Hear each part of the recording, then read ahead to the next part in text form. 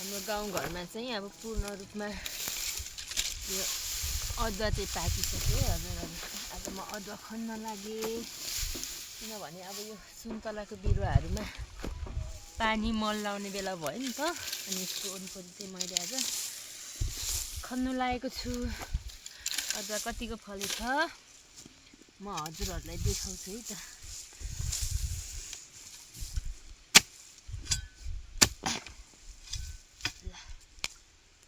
Sorry, एक झाङमा हेर्नुहोस् है कति फलेछ त। यो चाहिँ है सानो झाङ। अब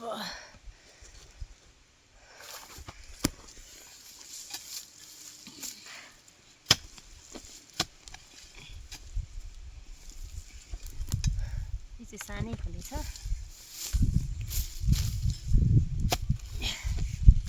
खेरो नजाने बाली भनेको चाहिँ अदुवा रहेछ है हजुरहरू। मैले अदुवा चाहिँ लाउनु थालेको चाहिँ 3 वर्ष भयो।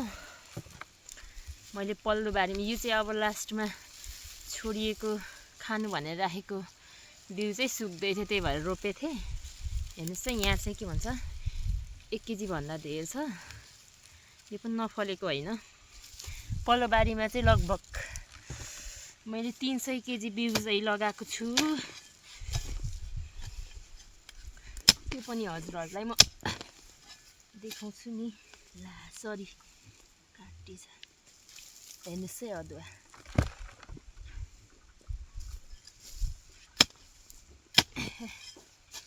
यो चाहिँ बाँदरले पनि नखाने, अनि सधैँ यसको हेरविचार गरिराख्नु नपर्ने, पानी लाउनु नपर्ने।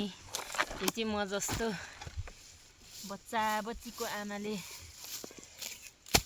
रोप्ने बाली है हजुर ढुक्कले। ल हेर्नुहोस् है यहाँ कति फलेछ त। एक बोटमा म हजुरहरूलाई देखाउँछु।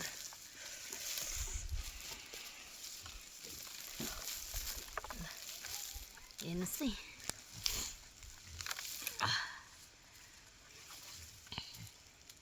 यत्र यत्र फलिरहेछ है हजुरहरू। 3 झाङ खन्दाखेरि चाहिँ यति भयो, झन्नै 1 डालो। अब 1 झाङ पनि खन्छु। औ यो झन् ठुलो छ कि क्या हौ। या ऐसा वाउ, हेर्नुहोस् है, यो त झन् कस्तो ठुलो छ। राम राम। हामी किसानलाई चाहिँ आफ्नो बाली फस्टिदियो भने र सहजै भित्राउनु पाइयो भने चाहिँ योभन्दा खुसीको क्षण कुनै हुँदैन है हजुरहरू।